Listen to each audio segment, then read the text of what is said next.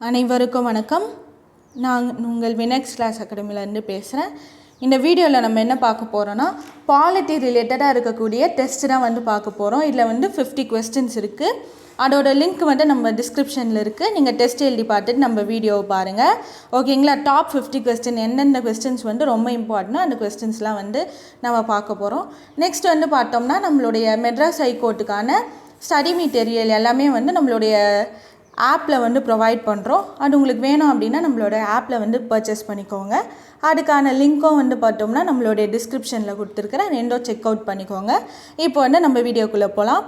First question, கல்வி உரிமை பார்த்தோம்னா இந்திய அரசியலமைப்பில் எந்த சட்டப்பிரிவில் இருக்குது அப்படின்னு கேட்டாங்கன்னா, விதி 21A, அதாவது ஆர்டிக்கல் 21Aல தான் பார்த்தோம்னா எஜுகேஷன், கல்வி உரிமை ரைட் டு எஜுகேஷன் இருக்குது. நெக்ஸ்ட்டு 1969 பார்த்தோம்னா உச்சநீதிமன்ற தலைமை நீதிபதி இருக்கும்போதே அவர் குடியரசுத் தலைவராக நியமிக்கப்பட்டார். அவர் யாருன்னு கேட்குறாங்க. அப்போ பார்த்தோம்னா நம்மளுடைய 1969 குடியரசுத் தலைவரோட போஸ்ட்டும் காலியாகிடும். நெக்ஸ்ட்டு துணை குடியரசுத் தலைவரோட போஸ்ட்டும் என்ன ஆகும் அப்படின்னா காலியாகும். அப்போது இது மாதிரி 2 பேரோட போஸ்ட் காலியாகும் போது, அதாவது சீஃப் ஜஸ்டிஸ் ஆஃப் இந்தியா, நம்மளுடைய உச்ச நீதிமன்றத்தோட தலைமை நீதிபதியாக யார் இருக்கிறாங்களோ அவங்க குடியரசுத் தலைவராக நியமிக்கப்படலாம். அந்த மாதிரி ஒரு சுச்சுவேஷன் நம்மளுடைய இந்தியாவில் ஒரு டைம் நடந்திருக்கு. அப்படி இருக்கும்போது பார்த்தோம்னா இதயதுல்லா அவர்கள் பார்த்தோம்னா தலைமை நீதிபதியாக இருந்தார். அவர் டைரெக்டாக குடியரசுத் தலைவராக நியமிக்கப்பட்டார். அது மாதிரி இந்த சுச்சுவேஷன் கேட்டாங்க அப்படின்னா இதுக்கான ஆன்சர் என்ன அப்படின்னா இதயதுல்லா தான் இதுக்கான கரெக்டான ஆன்சர். நெக்ஸ்ட்டு நம்மளுடைய தேசிய கொடியோட நீளம் மற்றும் அகலமோட விகிதம் எவ்வளோன்னு கேட்குறாங்க. அப்போ இதுக்கான விகிதம் என்ன அப்படின்னா ஆப்ஷன் பி 3:2 தான் பார்த்தோம்னா நீளம் மற்றும் அகலத்தோட விகிதம். நெக்ஸ்ட் இந்தியாவில் ஒவ்வொரு ஆண்டும் நம்ம தேசிய பஞ்சாயத்து ராஜ் தினம் எப்போ செலிப்ரேட் பண்ணுறோம் அப்படின்னா இதுக்கான ஆன்சர் என்னென்னா ஆப்ஷன் பி. நெக்ஸ்ட் பார்த்தோம்னா பஞ்சாயத்து அமைப்பு பற்றி ஒரு கொஸ்டின் கேட்டிருக்கிறாங்க. என்ன அப்படின்னா 3 அடுக்கு பஞ்சாயத்து அமைப்பு வேண்டும் அப்படின்னு சொல்லிட்டு எந்த குழு பரிந்துரை செஞ்சுருக்கோம் அப்படின்னு கேட்குறாங்க. அப்போ நம்மளுடைய 4 குழுக்கள், அசோக் மேத்தா கமிட்டி ஆகட்டும், அதே மாதிரி Rao committee, Singhvi committee, Balwant Rai Mehta committee எல்லாமே பஞ்சாயத்து ராஜ் பற்றி சொல்லியிருக்கோம். அப்போ 3 அடுக்கு பஞ்சாயத்து ஃபஸ்ட்டு யார் வேணும் அப்படின்னு சொல்லியிருப்பாங்கன்னா 1957 பல்வந்த் ராய் மேத்தா குழு 3 அடுக்கு பஞ்சாயத்து வேணும் அப்படின்னு சொல்லியிருப்பாங்க. அப்போ இதுக்கான ஆன்சர் என்னென்னா ஆப்ஷன் டி. நெக்ஸ்ட் பார்த்தோம்னா இந்தியாவில் முகவுரை எந்த ஆண்டு அமெண்ட் பண்ணியிருப்பாங்க அப்படின்னு கேட்குறாங்க. முகவுரை ஒரே ஒரு டைம் தான் நம்மளுடைய இந்தியன் கான்ஸ்டியூஷனில் அமெண்ட் பண்ணியிருப்பாங்க, திருத்தியிருப்பாங்க. எப்போ அப்படின்னா 42வது கான்ஸ்டியூஷன் திருத்த சட்டம் 1976 தான் ஃபஸ்ட்டு ஒரே ஒரு டைம் நம்மளுடைய முகவுரை பெராம்பில் அமெண்ட் பண்ணியிருப்பாங்க. அப்போ இதுக்கான கரெக்டான ஆன்சர் என்னென்னா ஆப்ஷன் டி தான் இதுக்கான கரெக்டான ஆன்சர். நெக்ஸ்ட்டு பார்த்தோம்னா பொறுத்துக நோட்டா எப்போ எடுத்துன்னு வந்திருப்பாங்க அப்படின்னா 2014. அப்போ 1. நெக்ஸ்ட்டு அடிப்படை கடமைகள் பார்த்தோம்னா 42வது சட்டத்திட்டம் 1976 தான் அதுவும் எடுத்துன்னு வந்திருப்பாங்க. அப்போ நெக்ஸ்ட்டு செகண்ட் 1976. அடுத்து சிறார் நீதி சட்டம் பார்த்தோம்னா 2008 வந்திருப்பாங்க. போஸ்கோ பார்த்தோம்னா 2012. அப்போ இதுக்கான கரெக்டான ஆன்சர் என்னென்னா 3421 ஆப்ஷன் சி. அடுத்த கொஸ்டின், ராஜேந்திர பிரசாத் பார்த்தோம்னா நம்மளுடைய முதல் குடியரசுத் தலைவருங்களா. அப்போ ஃபஸ்ட்டு 3 வருங்களா. நெக்ஸ்ட்டு ஜவஹர்லால் நேரு நம்மளுடைய முதல் இந்திய பிரதமர். அடுத்து பார்த்தோம்னா ராதாகிருஷ்ணன் துணைத் தலைவராக இருந்திருப்பாருங்களா, முதல் குடியரசு துணைத் தலைவர். அடுத்து பார்த்தோம்னா ஹரிதாஸ் கன்யா பார்த்தோம்னா நம்மளுடைய முதல் தலைமை நீதிபதியாக செயல்படுத்திருப்பார் சுப்ரீம் கோர்ட்டோட. அப்போ இதுக்கான ஆன்சர் என்னென்னா ராஜேந்திர பிரசாத் முதல் 3412 ஆப்ஷன் ஏ தான் இதுக்கான கரெக்டான ஆன்சர். நெக்ஸ்ட்டு 1773 பார்த்தோம்னா ரெகுலேட்டிங் ஆக்ட் ஒழுங்குமுறை சட்டம் எடுத்துன்னு வந்திருப்பாங்க. அதன்படி பார்த்தோம்னா எங்கே உச்சநீதிமன்றம் ஃபஸ்ட்டு அமைச்சிருப்பாங்க அப்படின்னா கல்கத்தாவில் தான் அமைச்சிருப்பாங்க. அப்போது ஆப்ஷன் ஏ தான் இதுக்கான கரெக்டான ஆன்சர்.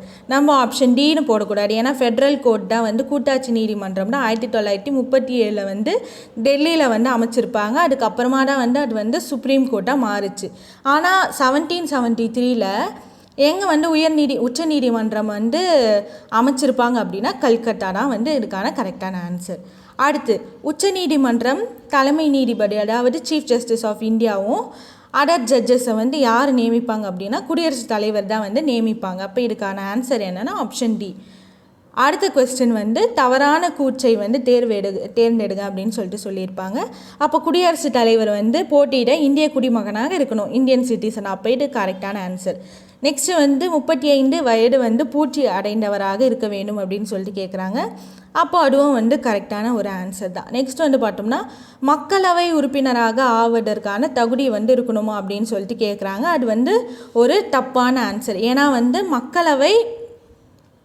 மக்களவையான உறுப்பினர் இல்லை, என்னன்னா அதாவது மாநிலங்களவை உறுப்பினர் இல்லை, மக்களவை உறுப்பினர் ஆவதற்கான தகுதி தான் வந்து என்னென்னா அவருக்கு இருக்கணும்.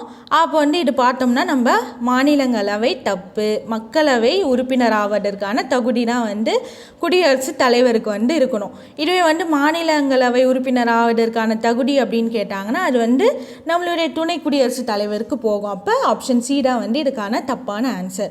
நெக்ஸ்ட் ஆப்ஷன் டி பாருங்கள், பேரளவு நிர்வாக அதிகாரம் பெற்றவர்கள், அதுவும் வந்து ஒரு கரெக்டான ஆன்சர் தான். நெக்ஸ்ட்டு தவறான இணையை தேர்வெடுங்கன்னு சொல்லியிருக்கிறாங்கன்னா சட்டத்தின் முன் அனைவரும் சமமும் வந்து ஆர்டிக்கல் 14, அது கரெக்டான ஆன்சரு. நெக்ஸ்ட்டு பொது வேலை வாய்ப்பில் சம வாய்ப்பளித்தல் வந்து பார்த்தோம்னா ஆர்டிக்கல் 16, அதான் வந்து இங்கே வந்து தப்பாக இருக்குது. அடுத்து வந்து பாருங்கள் வாழ்க்கை மற்றும் தனிப்பட்ட சுதந்திரத்துக்கான உரிமை வந்து 21. நெக்ஸ்ட்டு வந்து நிர்வகிக்கும் உரிமை வந்து பார்த்தோம்னா 26. அப்போ இதுக்கான தவறான இணை என்ன அப்படின்னா ஆப்ஷன் பி தான் வந்து தவறான இணை. அடுத்து இந்திய அரசியலமைப்பில் நிர்ணய சபையோட ஃபஸ்ட்டு கூட்டம் வந்து எப்போ நடந்திருக்கும் அப்படின்னா 9 டிசம்பர் 1946 வந்து நடந்திருக்கும். அப்போ ஆப்ஷன் ஏ தான் வந்து இதுக்கான கரெக்டான ஆன்சர். இதோட பொருளாக என்ன அப்படின்னா ஃபஸ்ட்டு கூட்டத்தில் வந்து தற்காலிக தலைவராக வந்து சச்சிதானந்த சிங்கா வந்து தேர்ந்தெடுக்கப்பட்டிருப்பார். அப்போது டிசம்பர் 1946 தான் வந்து கரெக்டான ஆன்சர். அடுத்து டிபிஎஸ்பி அரசுக்கு வழிகாட்டும் நெறிமுறைகள் வந்து எந்த கண்ட்ரிலேருந்து எடுத்துருப்போம் அப்படின்னா எந்த கான்ஸ்டியூஷன் அப்படின்னா அயர்லாந்து கான்ஸ்டியூஷன்லேருந்து தான் வந்து நம்ம டிபிஎஸ்பி எடுத்திருப்போம். அப்போ ஆப்ஷன் பி. அடுத்து வந்து ஒரு ஸ்டேட்மெண்ட் கொடுத்துட்டு அது யார் சொன்னாங்கன்னு கேட்குறாங்க. ஒரு உண்மையான மக்களாட்சி அப்படின்னா வந்து 20 பேர் குழுவாக அமர்ந்து கொண்டு செயல்படுத்த முடியாது, அது வந்து கீழ்நிலையில் உள்ள ஒவ்வொரு கிராம மக்களாலும் செயல்படுத்துவதாகும் அப்படின்னு சொல்லிட்டு யார் சொல்லியிருப்பாங்க அப்படின்னா மகாத்மா காந்தி அவர்கள் தான் வந்து சொல்லியிருப்பாங்க. அப்போது ஆப்ஷன் சி தான் வந்து கரெக்டான ஆன்சர். மறைமுக மக்களாட்சி நடைபெறும் இடங்களில் வந்து தவறான இடத்தை வந்து தேர்வு செய்யுங்கன்னு சொல்லியிருக்கிறாங்க. அமெரிக்கா, இங்கிலாந்து, இந்தியாவில் வந்து மறைமுக மக்களாட்சி நடக்கும், ஆனால் வந்து சுவிட்சர்லாண்டில் நேரடி மக்களாட்சி நடக்கும். அப்போ இங்கே தவறான இதுவிட கேட்குறாங்க. அப்போது ஆப்ஷன் டி அதாவது சுவிட்சர்லாந்து தான் வந்து இதுக்கான கரெக்டான ஆன்சர். நெக்ஸ்ட் வந்து பார்த்தோம்னா எப்போ வந்து பிரிட்டிஷ் இந்தியாவில் ஃபஸ்ட்டு எலெக்ஷன் பொது தேர்தல் நடந்திருக்கும் அப்படின்னா 1920 தான் வந்து நம்மளுடைய பிரிட்டிஷ் இந்தியாவில் ஃபஸ்ட்டு எலெக்ஷன் நடந்திருக்கும்.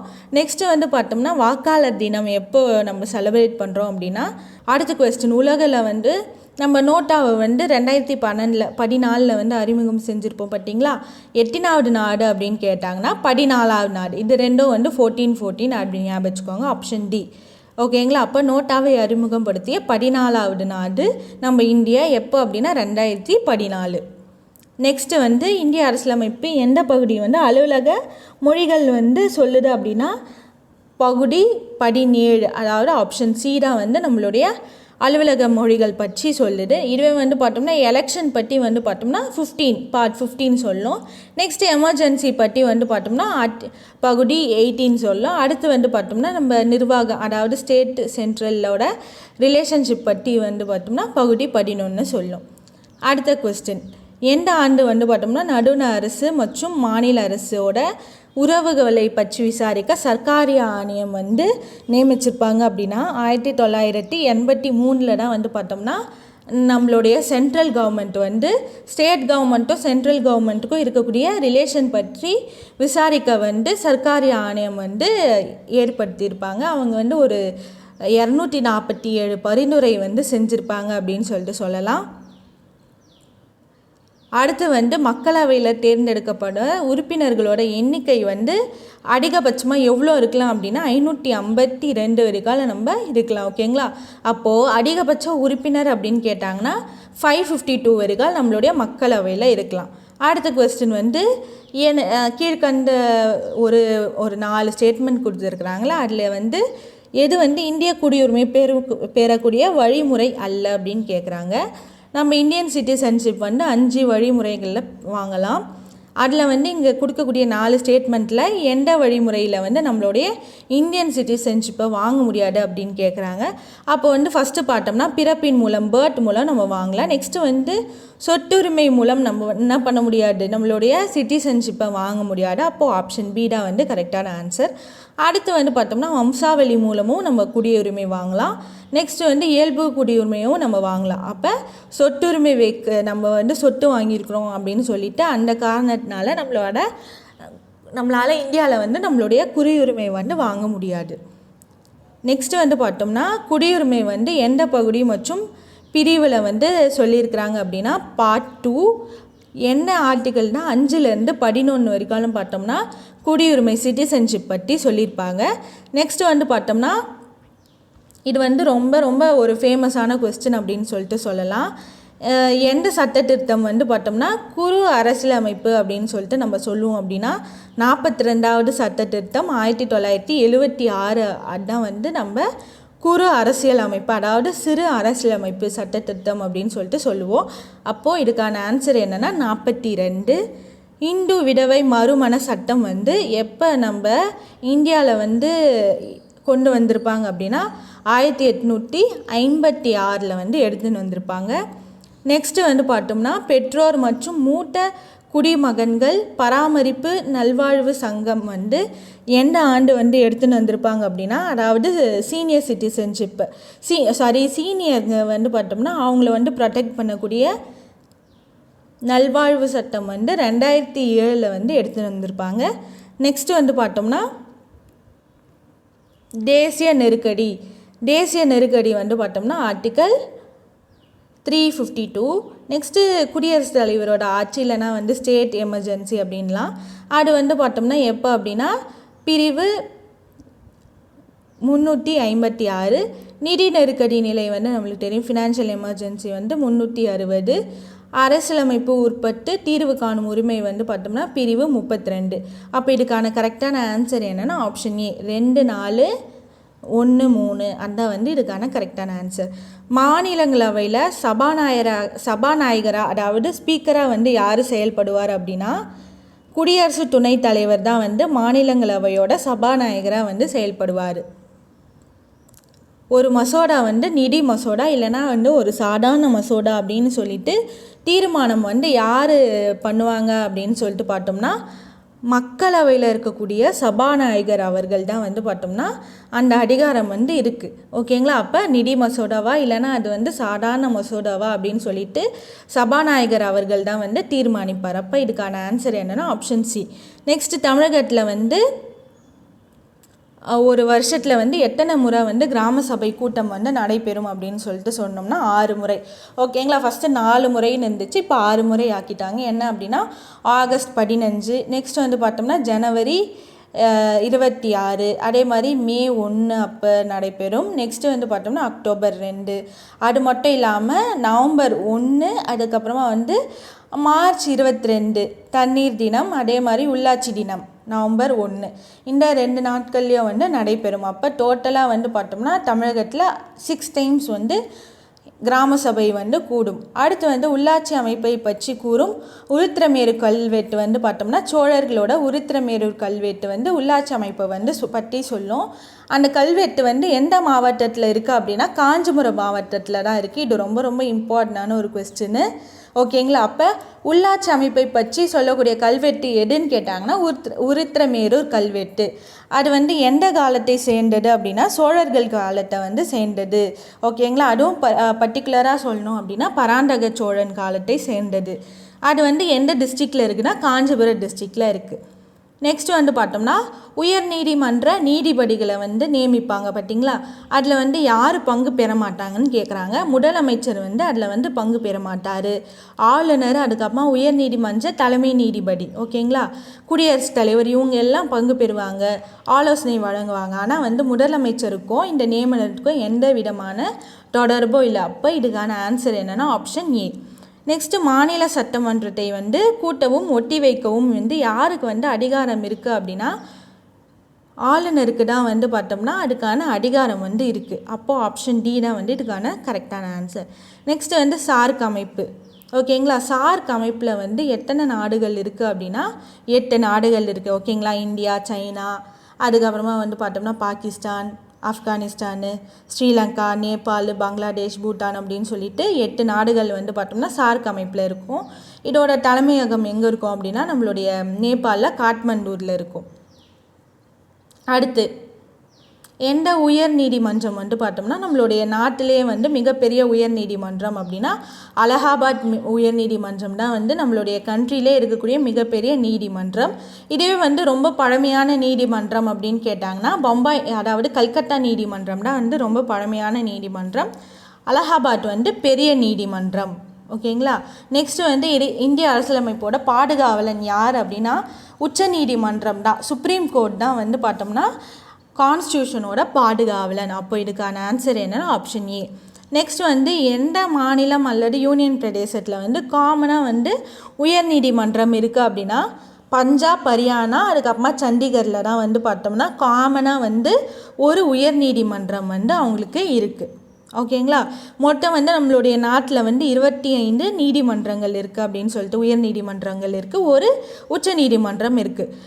7வது சட்டத்திட்டம் 1956 படி என்ன பண்ணலான்னா ஒரு உயர் நீதிமன்றம் வந்து ஒன்றுக்கும் மேற்பட்ட மாநிலம் இல்லைன்னா யூனியன் பிரதேசத்துக்கு வந்து உயர் நீதிமன்றமாக, பொதுவான உயர் நீதிமன்றமாக செயல்படலாம் அப்படின்னு சொல்லிட்டு இந்த அரசியலமைப்பு சட்டத்திட்டம் வந்து சொல்லியிருக்கோம். அதன்படி வந்து பஞ்சாப், ஹரியானா, சண்டிகருக்கு இந்த லிஸ்ட்டில் இருக்கக்கூடிய இதுவில் வந்து ஒரு பொதுவான உயர் நீதிமன்றம் வந்து இருக்குது.